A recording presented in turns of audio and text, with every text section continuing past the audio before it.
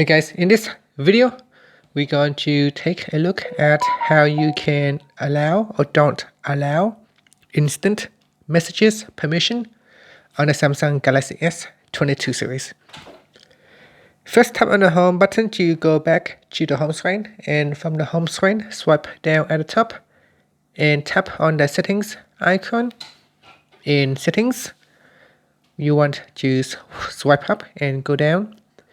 In here, we're going to tap on apps.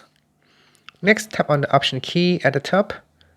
From the pop-up menu, tap on permission manager. Next, we want to swipe up to go down and tap on additional permissions. Next, if you want to allow or deny read instant messages permission, tap on that.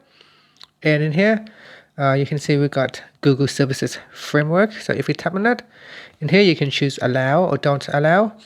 And then just tap on the back key, and that will now go to the allow section, which will give Google Services Framework permission to read instant messages. And to revoke the permission, you just need to choose don't allow, then tap on the back key.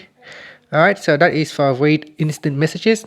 Now you can also set the write instant messages as well. So in here, open up the app, then choose allow or don't allow.